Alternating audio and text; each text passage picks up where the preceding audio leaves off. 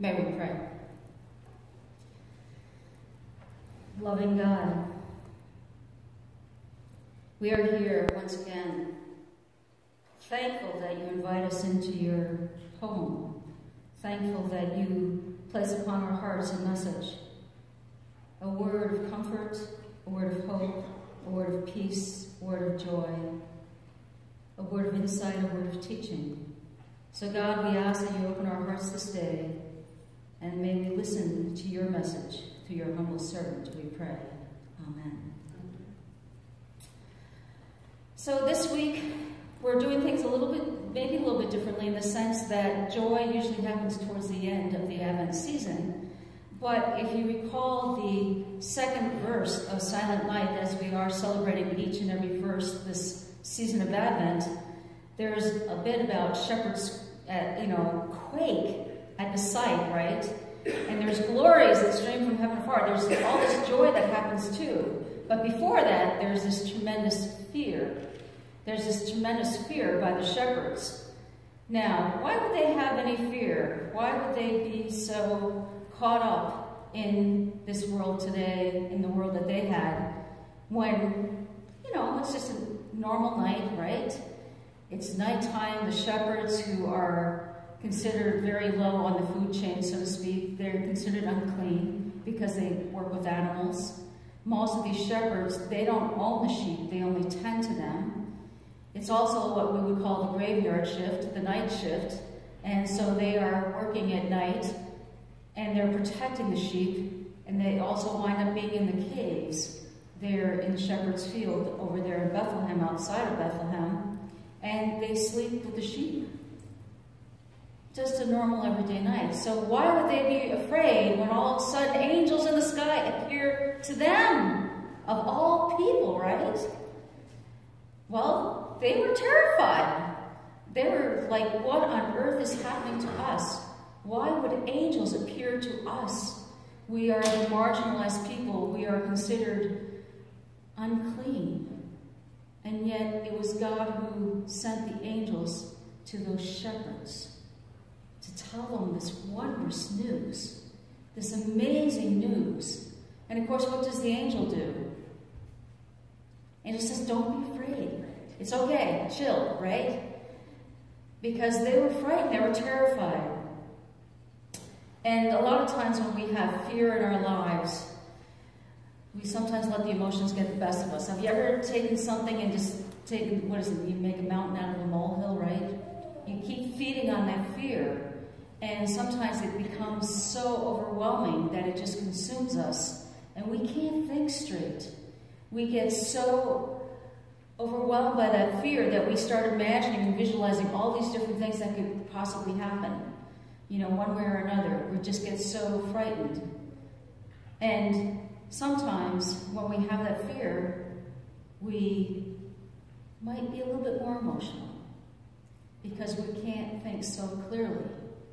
So what does the angel do? The angel wants to calm that fear, that terrified, all those shepherds that are so terrified. The angel wants to calm them down right away so they don't get overwhelmed. And so the angel says, do not be afraid. And then, not only does the angel say, don't be afraid, but I bring you good tidings of great joy. So it's like, great news, this is good news. And even if the shepherds are still wondering what on earth is happening, here they are being approached by an angel that has this incredible news to tell them. And after they hear this news, they overcome their fear because now they want to see what this is all about. What is this angel telling us to go see? And when we talk about the glory, a lot of times you hear glory in the Bible, and it means the light shining, all the light streaming, and I'm sure the angel with the glory, shone upon them. And so they went. They went to a manger and they saw. They saw this baby wrapped in the swaddling clothes, the bands of cloth. And they were overwhelmed and overcome with joy, not overwhelmed with fear anymore, because they got to see this beautiful baby boy. And then after that, what did they do? They left, and they went and they told others the good news of what they had seen because it was so incredible. So we have the story of joy, the story of fear, of glory, and how the angel and the glory helped them overcome the fear so that they could experience the joy. When we have fear in our lives, and when things keep consuming us and we're so focused on that fear or whatever that issue is it harder for us to see all the glory and wonder around us? That's what we're trying to show today in this message, is that when we have that fear, we need to remember to trust God, because God is with us. And God's saying, do not be afraid, for I am with you. And all you need to do is look around you and see the wonders of each and every day. See what is all around you.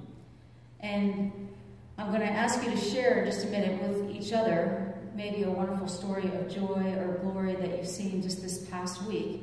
And I'm going to share one because yesterday I had an incredible privilege. I got to play with the kids yesterday and make crafts. It was so much fun.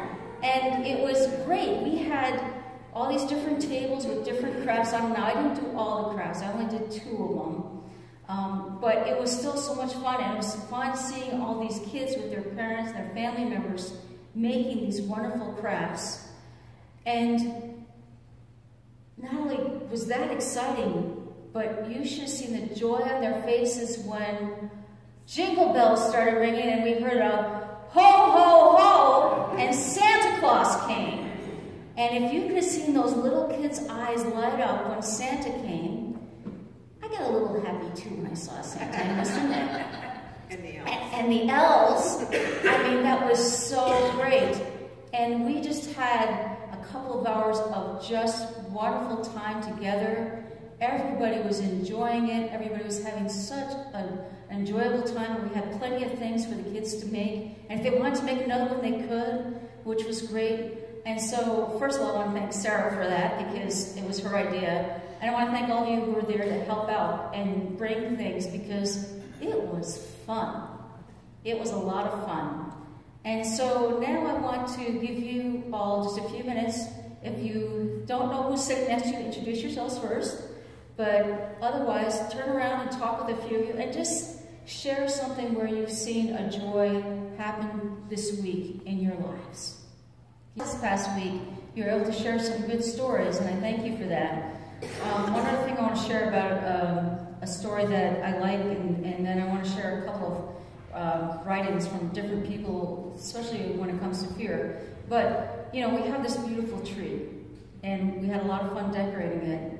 And yes, we have this, you know, nice gold garland that goes around it. But in case you didn't know, you see a lot of strips of cloth wrapped around that. And when we did that worship series called The Tie That Binds, and remember I had all of you, you know, tie a knot together with the strips of cloth, we took from both services, the first service and the second service, we tied them together, and that became our garland that was perfect because it wrapped all the way around the tree. So in case you didn't know, all of us are tied together and wrapped around this beautiful Christmas tree. So that's a joy as well.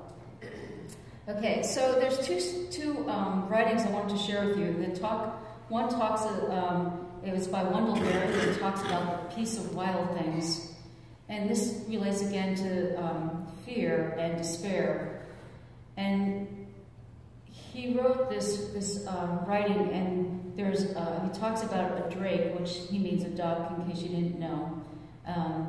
And I think about this year in New York City in Central Park, there is a special, unique duck that's in the pond there. And it's a mandarin, it's from China or something like that. Nobody knows how that duck arrived there, but people have been going constantly every day in Central Park to go and watch this duck. So I just want to bring that to mind too. This is what Wendell-Berry says. He said, "When despair for the world grows in me, and I wake in the night at the least sound. If fear of what my life and my children's lives may be, I go and lie down where the wood drake rests in his beauty on the water, and the great heron feeds. I come into the peace of wild things, who do not tax their lives with forethought of grief. I come into the presence of still water, and I feel above me the day-blind stars.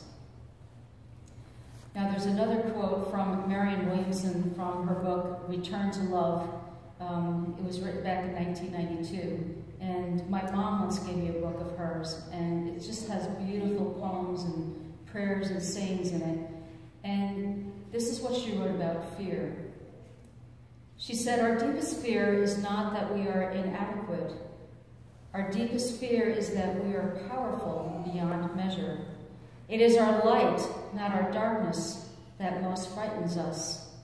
We ask ourselves, who am I to be brilliant, gorgeous, talented, and fabulous?